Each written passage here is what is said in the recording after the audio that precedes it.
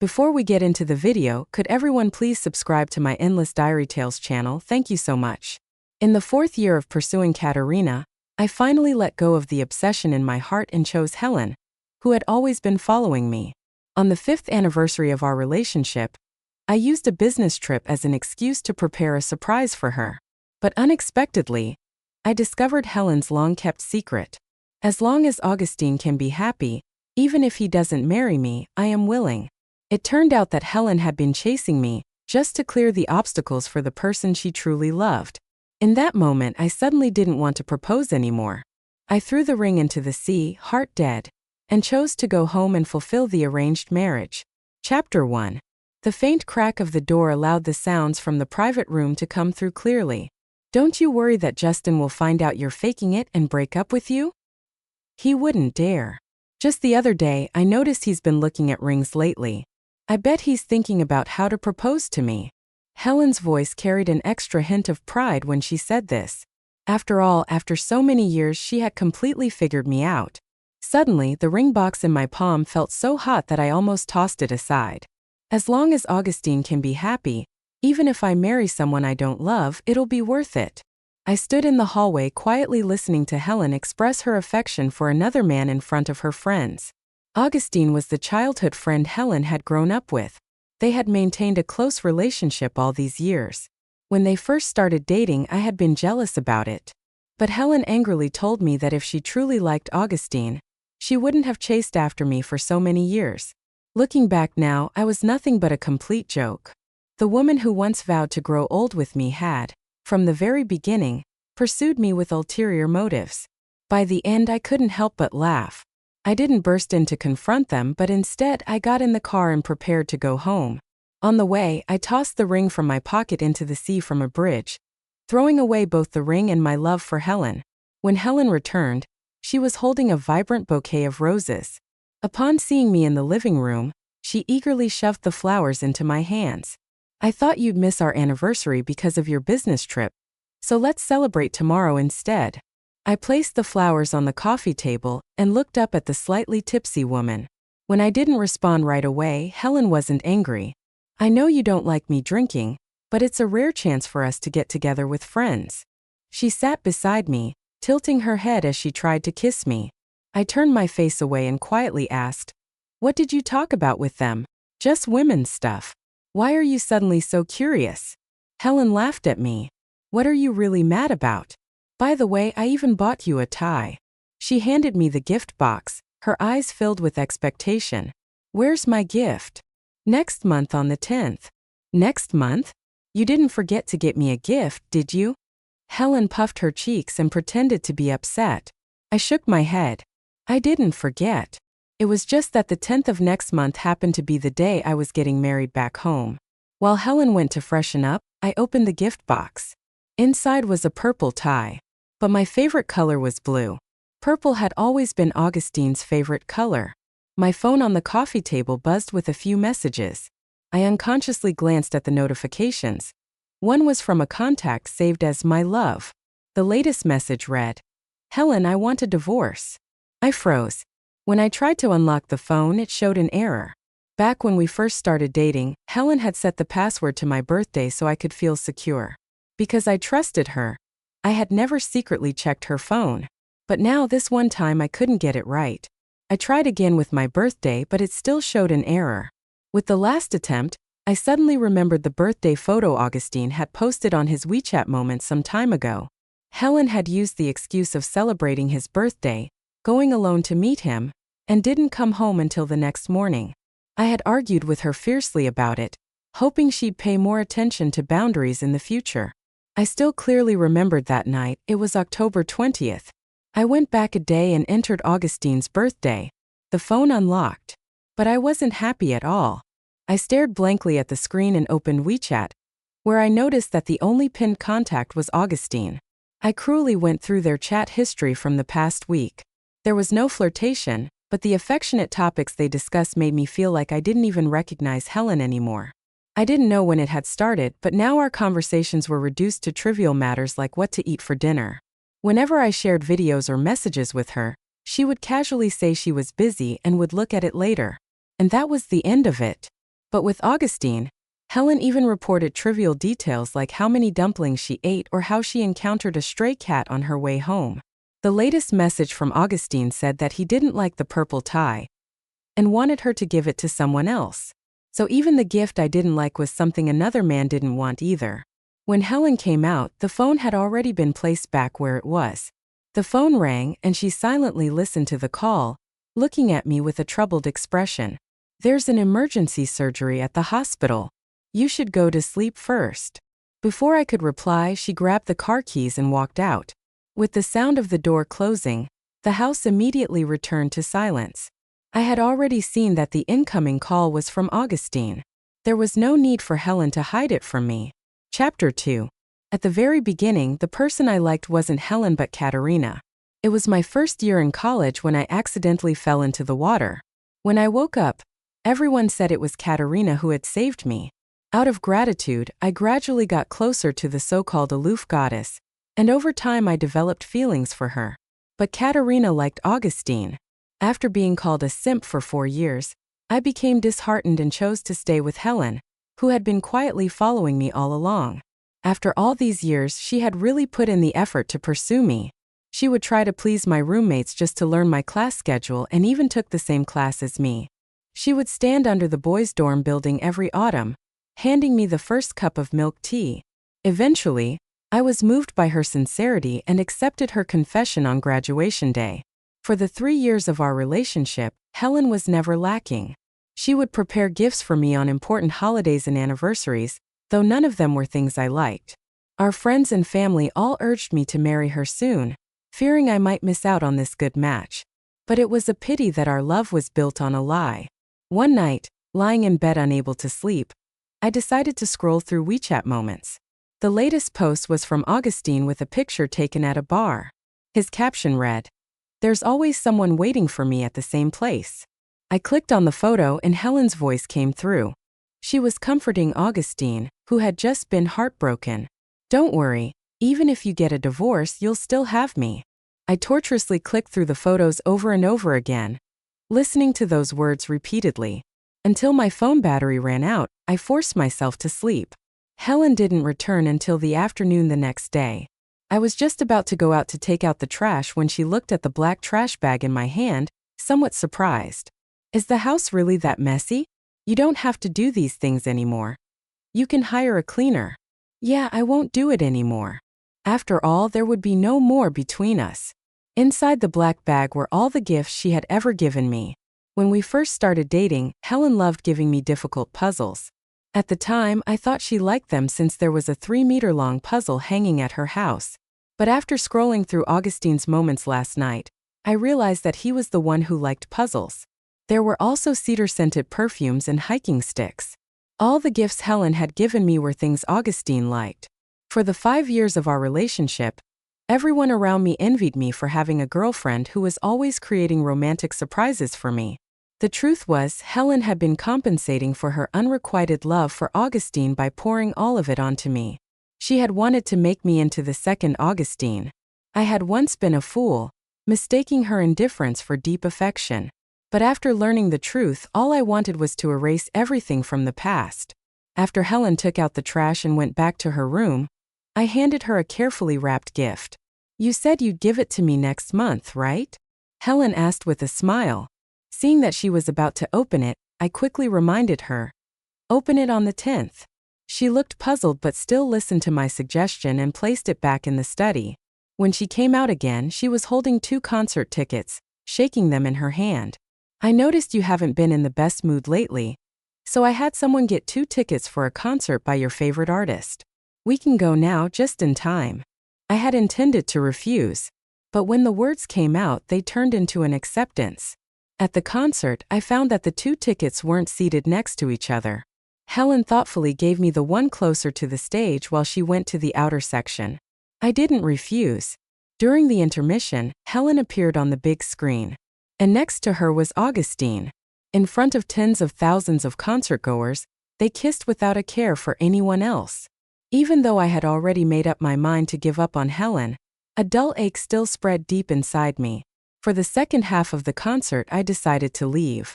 I randomly chose a dessert shop, hoping that something sweet might help ease my gloomy mood. But to my surprise, I ran into Helen and Augustine there as well. Helen was skillfully ordering the most popular cakes, pushing them toward Augustine like a treasure. When Augustine fed her a bite of cream, Helen didn't refuse and looked genuinely pleased. But in front of me, Helen would never eat a bite of high-calorie food. Especially when she saw me eating something sweet, she would always express her distaste. Why would a grown man eat something sweet? These sugary, greasy foods just make you ugly. You're not allowed to eat them anymore. I had listened to Helen's words and quit sugar for 5 years. But in front of Augustine, all those rules instantly disappeared. I shoved the last bite of cream into my mouth. The once sweet taste suddenly became hard to swallow. Chapter 3. Helen came back with Augustine. Augustine had a fight with his wife and was kicked out, so he'll be staying with us for a few days. Don't overthink it. Should I clear out the master bedroom for him? My magnanimous response caused Helen's eyebrows to furrow. Justin, are you still hung up on the fact that Katerina married Augustine? I haven't even gotten mad at you, and here you are being sarcastic with me. I'm not mad. I just thought that since he's a guest, we should treat him well. Helen's face flushed red, and with a cold snort, she led a silent Augustine to the master bedroom. A while later, she threw a brand new quilt in front of me.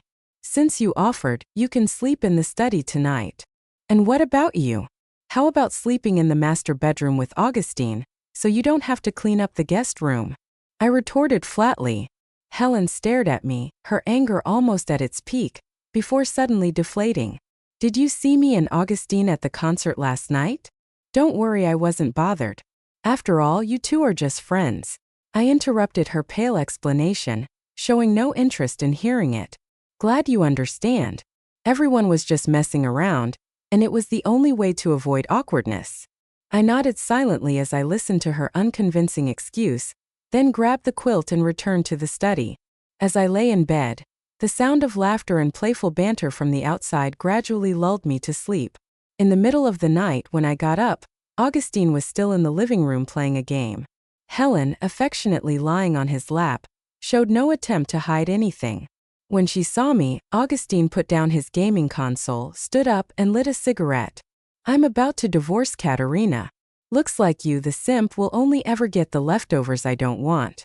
As for Helen, back then she pretended to be with you for me. Now, with just one word from me, she'd toss you aside without hesitation. So Augustine knew about all the things Helen had done for him over the years. The only person kept in the dark all along was me. I'll leave, I replied calmly. Helen, who had been sleeping, woke up from the noise, rubbing her eyes in confusion. She instantly sobered up when she saw me. Why aren't you asleep yet? Before I could answer, Augustine, taking advantage of Helen's blind spot, pretended to burn his hand with the cigarette. The sound of his feigned pain made Helen rush to check on him. But Augustine quickly hid his injured arm behind his back. It's nothing. I just slipped and fell, he said, casting a fearful glance in my direction. When the small red mark on his hand was noticed, Helen immediately turned her fury on me. Justin, are you out of your mind? If you have a problem, come at me, but why hurt Augustine? Forget it, don't fight over me. I'll just go to a hotel for the night. Augustine feigned being wronged, trying to mediate but only stoking the fire further. Helen's face darkened immediately and she ordered, apologize. Apologize to Augustine. Her voice was heavy with anger. Why should I? I haven't done anything wrong. Seeing my stubbornness, Helen's temples throbbed, her teeth grinding together in fury. If I hadn't woken up in time, would you have beaten Augustine up? I never imagined you were this vicious. You've really disappointed me. If you don't apologize, then this is the end for us. I stared at Helen, desperately searching for any trace of love in her eyes.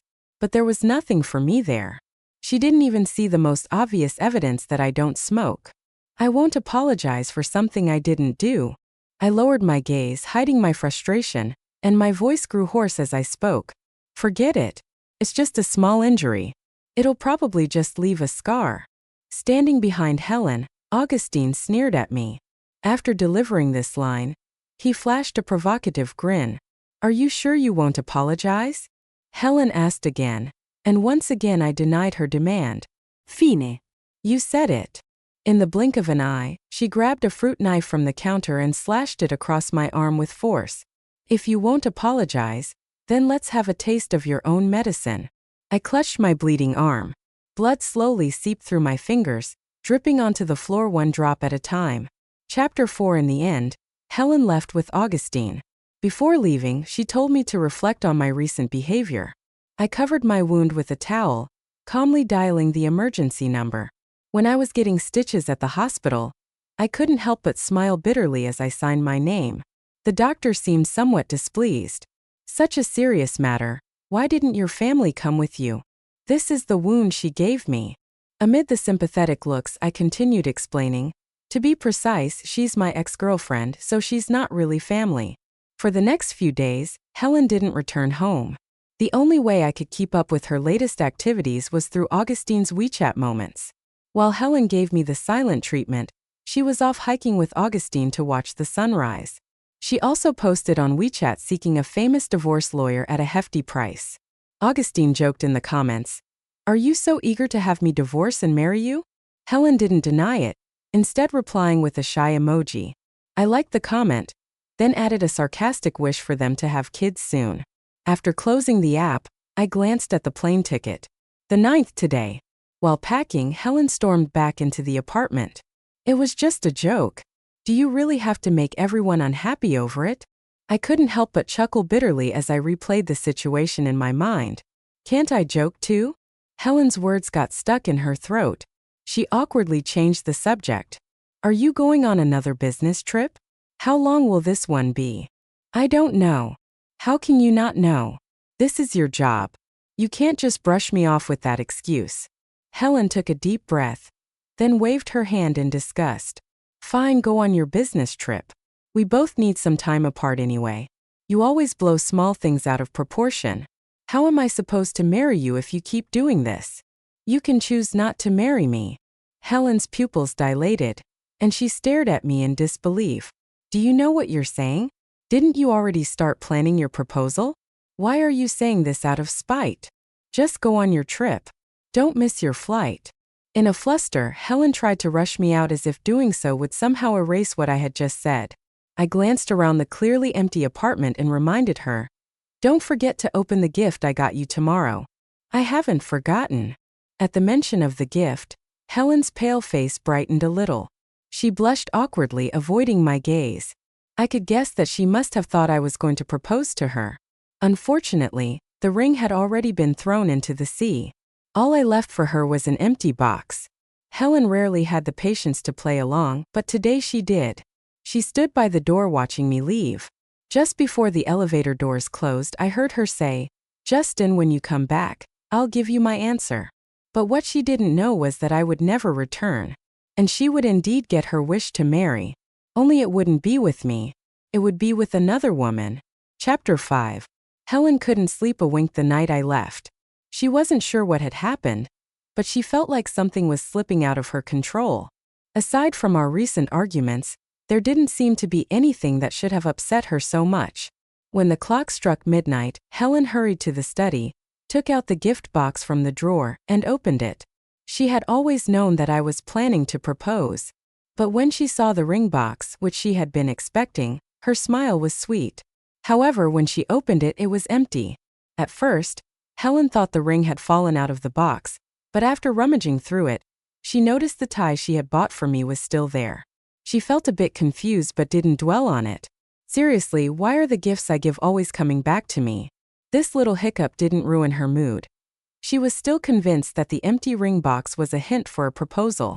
Helen snapped a photo of the empty box and posted it on her WeChat moments with the caption, "Soon to be a married woman." Someone asked if she was finally getting together with Augustine. She cursed the person in the comments, clarifying that it was me she was going to marry. As Helen walked through the living room, she finally noticed the dried bloodstains on the sofa. She hadn't realized I had been hurt that badly that night. The brownish-red blood had nearly soaked through the entire couch. The fruit knife that had wounded me lay ominously on the floor, making the scene even more unsettling. That's when she realized how outrageous her actions had been that night. Helen called me repeatedly, but the cold mechanical voicemail was the only response. She opened WeChat and scrolled down for a while, eventually finding our chat. After hesitating and deleting and rewriting the message several times, she finally sent, "Does it hurt?" The only reply was a glaring exclamation mark. Helen slowly looked around, finally noticing that everything related to me had disappeared from the house. She searched through the entire apartment, and when she realized that I had erased all traces of myself, she collapsed on the floor, dazed. Her phone chimed and she quickly opened it. But it wasn't my message. It was Augustine asking if she had time to accompany him to court tomorrow for the divorce proceedings. This time, Helen, who had always been eager to please Augustine, chose to decline.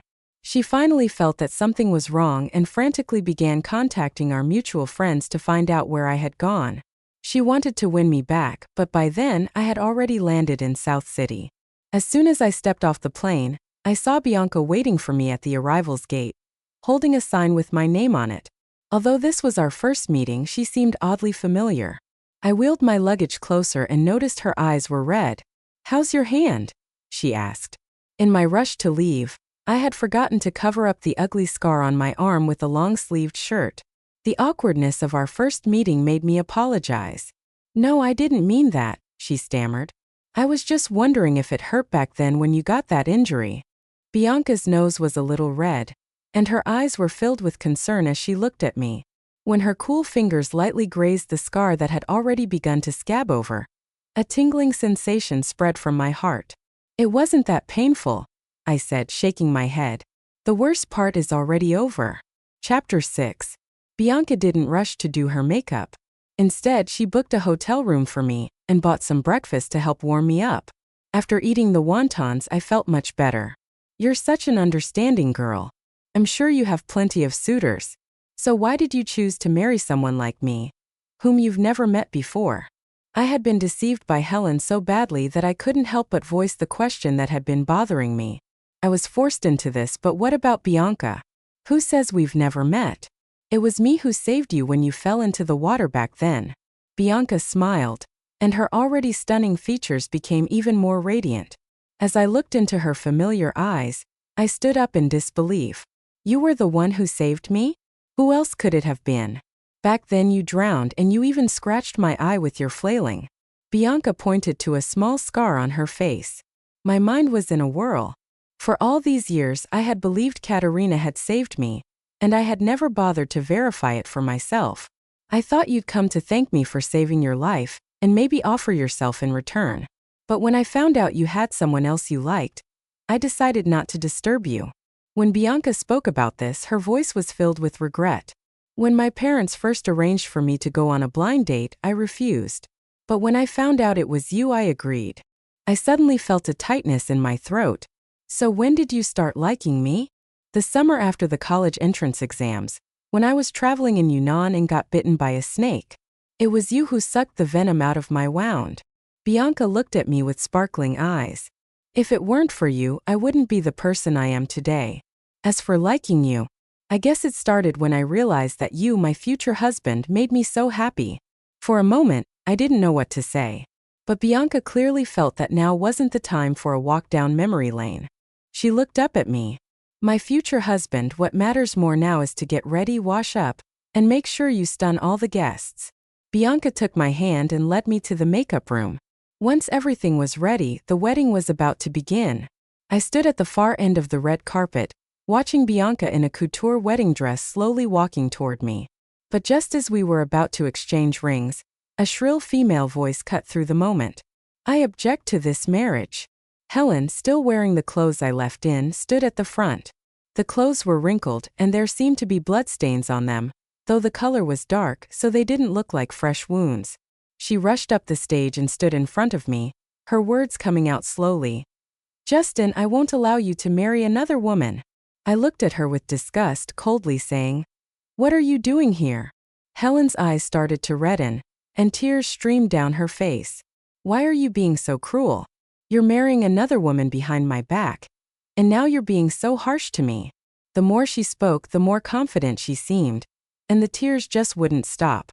In the past, whenever we fought, if Helen started crying, no matter whose fault it was, I would always give in and try to smooth things over. But today was different. I had lost all hope in her. All I wanted now was to live my own life in peace. Stop making a scene. Isn't Augustine about to get divorced? You should focus on marrying him and stop bothering me.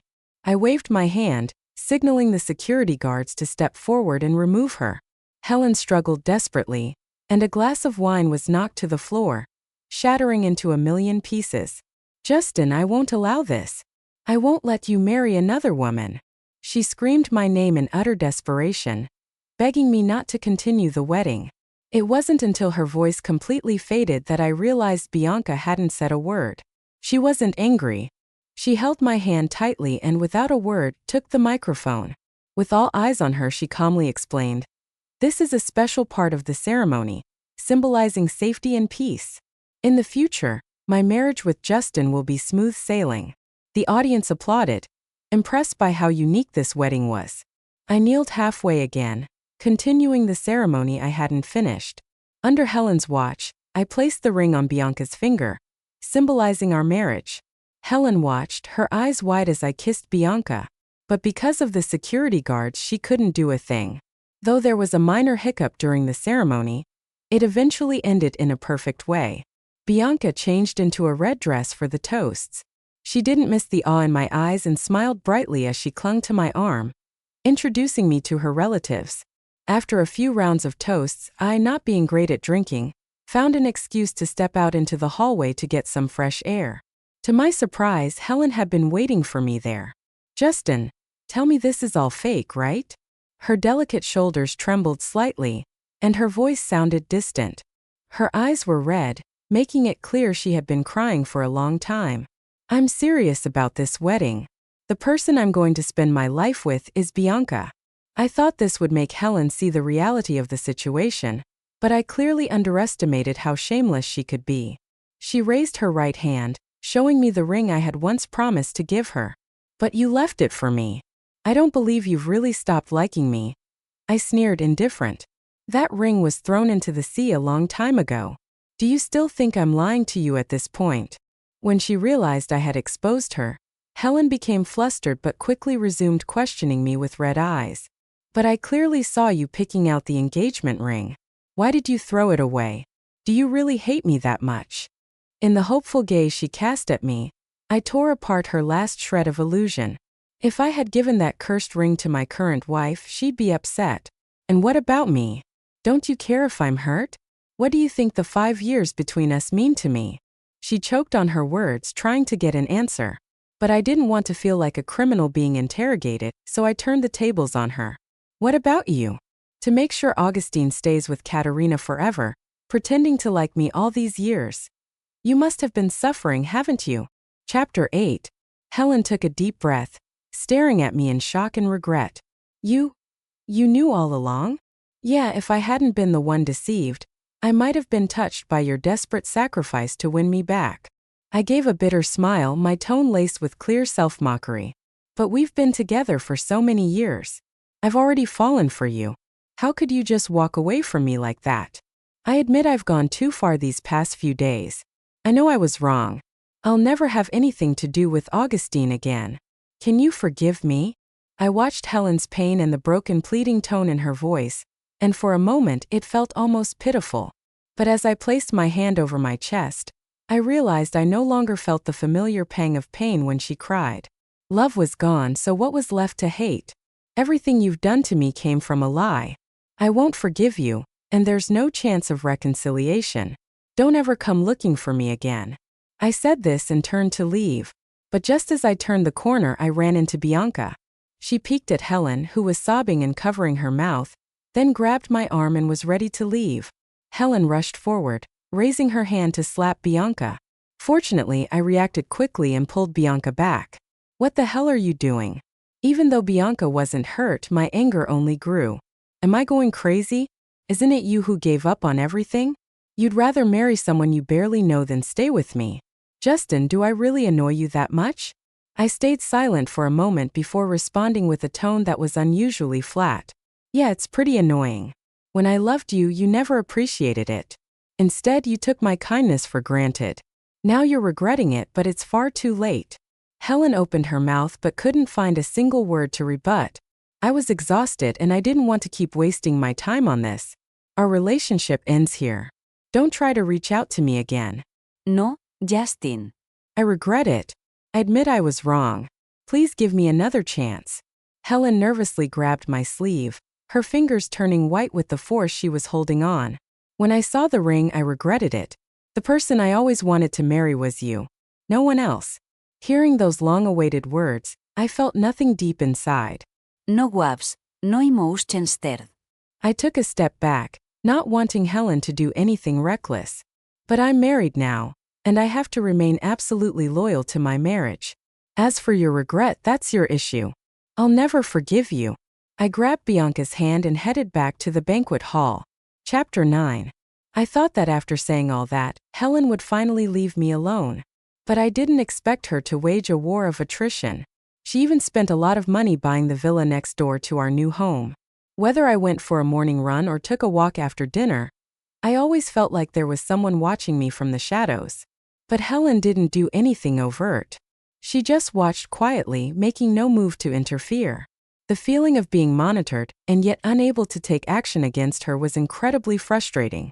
One day, I noticed through the surveillance cameras that she had placed a gift box at the door. I stormed outside and caught her in the act. "Take your stuff and get out." I threw the gift box far away. The fragile packaging tore, revealing a luxurious silk tie inside. It was the blue color I liked. "Justin, I didn't mean any harm. I just wanted to give you a 5-year anniversary gift." "Sorry, I don't like blue," I coldly rejected her. "You clearly love blue. Your folders, your phone wallpaper, and even your favorite Lego sets are all blue. Why are you lying to me?" Helen bit her lip, looking at me with a face full of grievance. "So you knew all along? Well, tell me then, did any of the gifts you gave me over the years have anything I liked?"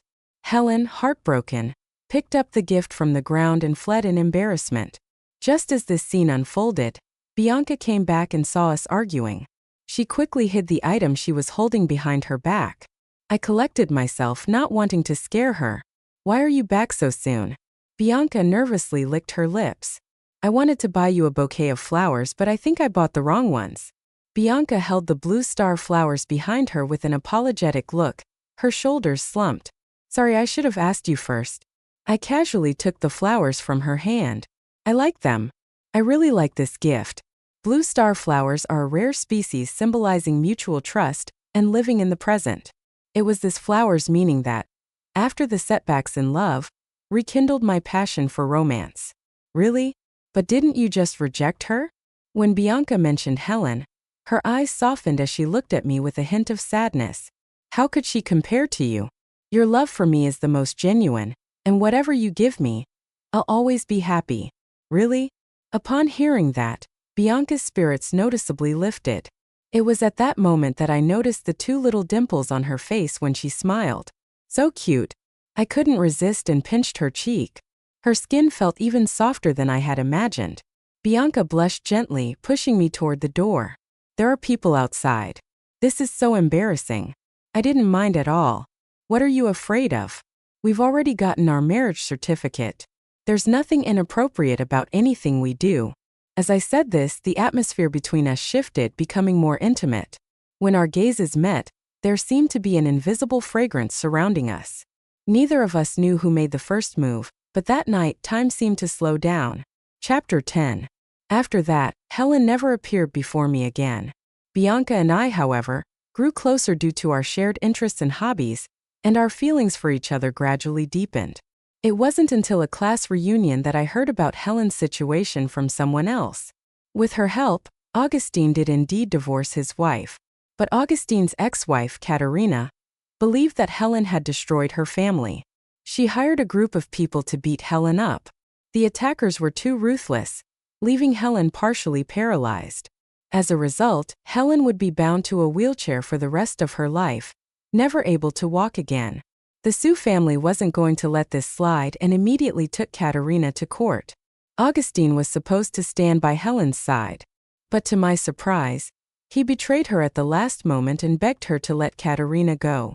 Helen then realized that Augustine had never loved her. The whole divorce and remarriage plan had been a lie because Augustine had always only loved Katerina. Unable to accept this truth, Helen chose to continue the lawsuit. Eventually, Katerina was sentenced to 6 years in prison. But Helen wasn't satisfied that Augustine had faced no consequences. She used the Sioux family's power to get him fired and even made sure he fell into gambling. In the end, Augustine completely spiraled, saddled with over $10 million in gambling debts. It's said that on the day he died, he was still cursing Helen, wishing her a horrible death. On New Year's Eve, I received a call from an unknown number. There was a long silence on the other end before a single question was asked. Justin, if I hadn't hurt you with a knife back then, would there still have been a chance for us? Just as the words left her mouth, fireworks exploded outside. When everything quieted down again, I replied softly, "No." To this day, Helen still didn't understand the real reason why I broke up with her. There were many reasons, but the most important one was that only sincerity could beget sincerity. She had never been sincere with me, yet she expected me to give her all my heart. A person's heart is made of flesh. After enduring enough pain, it dies. Rather than staying with her and feeling the constant pain of a dull knife scraping away at me, I would rather leave and find someone who truly loves me. Helen cried uncontrollably. When the call ended, I heard a faint, "I'm sorry" from her. At that moment, the last of the fireworks faded into the night sky. Bianca, who had been in the courtyard, waved at me, inviting me to join her. The fireworks once again lit up the night. Their colorful light reflected on Bianca's face. Her smile was even brighter than the fireworks. I handed her a lit sparkler. She waved it gently, as though painting the joy in her heart with light. "Look, doesn't this look like a shooting star?" She excitedly pointed at a trail of sparks in the sky. I smiled and nodded. Then Bianca suddenly stopped looking at me seriously. "This is the first New Year I've spent with you." I walked over and gently took her hand. "Every New Year from now on, I will be by your side." Justin unwittingly stood beneath the eaves. Only the snow remains. The future that belongs to Bianca and me is still long, very long. Chapter 11, Helen's side story. Augustine and I grew up together as childhood friends, but he never liked me. He always saw me as a little sister. I used to think he was just too shy to admit he liked me. It wasn't until university, when he started dating Katerina, that I realized his rejection was real. But there was one obstacle in his love life. That obstacle was Justin. He was Katerina's admirer and also the rival who troubled Augustine the most. At every gathering, Augustine would drink heavily because of this. Once, Augustine casually said to me, "If only Justin would start dating, then there would be no obstacles left to my happiness." I took this to heart and, mimicking the way Augustine had pursued Katerina, began to chase after him. The strategy seemed to work. At the graduation party, Justin finally accepted my 99th confession of love. At the beginning of our relationship, I always felt awkward because Justin was so good to me, to the point where I felt guilty for no reason. This guilt eventually fermented into a resentment of him. So, I made trouble on several occasions, even making sarcastic remarks when I saw him eating cake. His expression at the time was just like a homeless puppy. I couldn't bring myself to apologize. But later, I noticed that Justin never bought small cakes for me again. He even stopped eating his favorite fruit candies. What never changed, though, was his unyielding affection for me. Perhaps I had been spoiled by his kindness, always thinking that no matter what I did wrong, Justin would forgive me without a second thought. So, when I heard that Augustine wanted a divorce, I immediately went to see him. I wanted to know if he really meant it. After all, he was the person I had liked when I was young. Deep down, I always fantasized that it should have been me marrying Augustine back then.